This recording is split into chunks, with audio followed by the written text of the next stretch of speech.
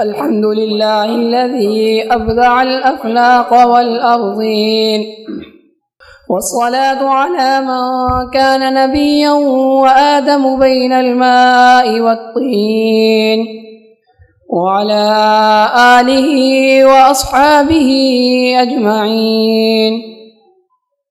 أما بعد، فأعوذ بالله من الشيطان الرجيم. بسم الله الرحمن الرحيم.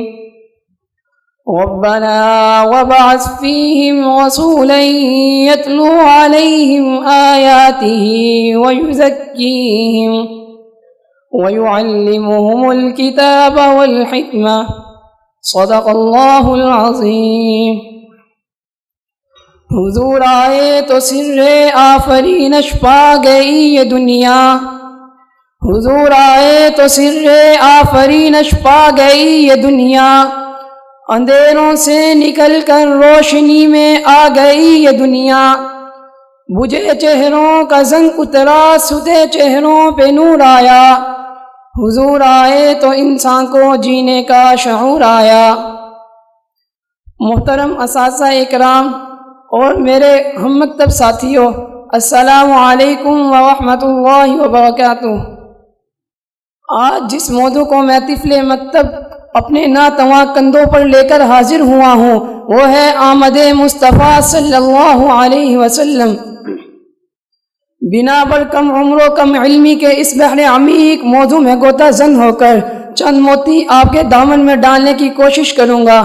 سامعین محترم، کائنات میں جتنے بھی انسان آئے، خواہ وہ انبیاء کی صورت میں ہو یا رسولوں کی صورت میں ہو، ان کا تذکرہ ان کی آمد کے بعد ہوتا ہے اور ان کا تذکرہ ان کی وفات کے بعد ختم ہو جاتا ہے، مگر ایک ہی ایسی ہستی ہے جس کے تذکروں کی ابتدا عالم ارواح سے شروع ہوتی ہے اور انتہا جنت ہوتی ہے، اور کائنات میں سب کی آمد کا انتظار فقط ان کے گھرانے کو ہوتا ہے، مگر ایک ہی ایسی ہستی ہے جن کی آمد کے منتظر صرف عبد المطلب نہ تھے، جن کی آمد کے منتظر صرف حضرت آمنہ نہ تھی، بلکہ ان کی آمد کا منتظر پورا زمانہ تھا۔ وہ ایک ہی ہستی ہے جو سید الاولین والآخرین محمد مصطفیٰ احمد مجتبیٰ صلی اللہ علیہ وسلم ہیں۔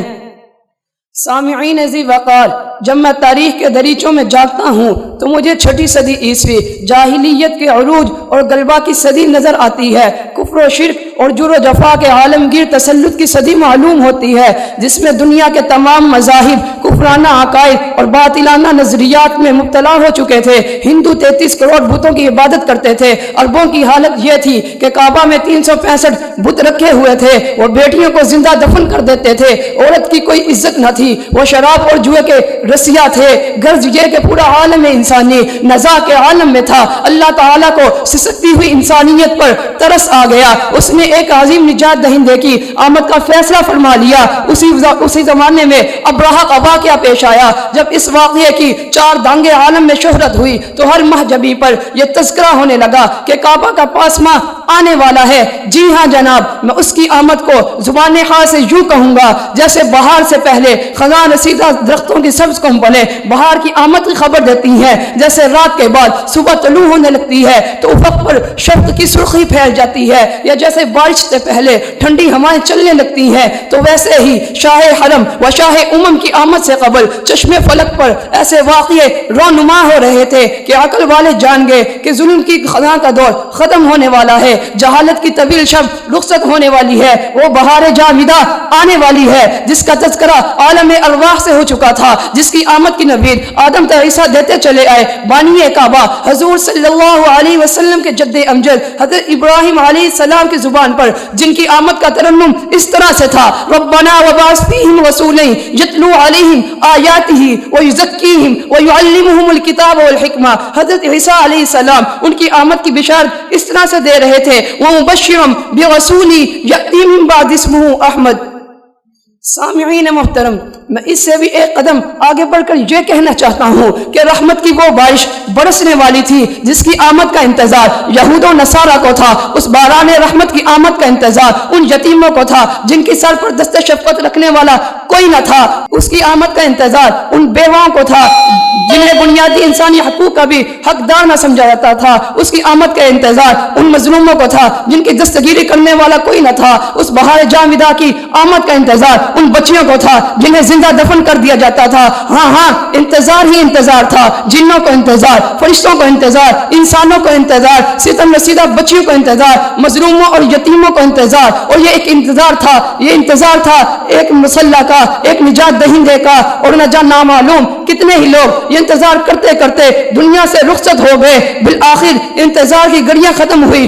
570 عیسوی 23 اپریل کو ماہ ربیع الاول پیر کے دن آمنہ کے گھر وہ شخصیت آ گئی جس کا سب کو انتظار تھا، وہ بشر آ گیا جو وجہ عظمت بشر تھا، وہ انسان آ گیا جس پر انسانیت کی معراج ختم ہو جاتی ہے، وہ انسان آ گیا جو وجہ عظمت بشر تھا، وہ نبی آ گیا جو اولین و آخرین کا سردار تھا، وہ آقا آ گیا جس کی غلامی پر ہزاروں آقا قربان کیے جا سکتے ہیں، وہ مسیحا آ گیا جو ظاہری اور باطنی تمام برائیوں کا نجات دہندہ تھا۔ ہاں دعائے خلیل آ گیا، نوید مسیح آ گیا، بشارت انبیاء آ گیا۔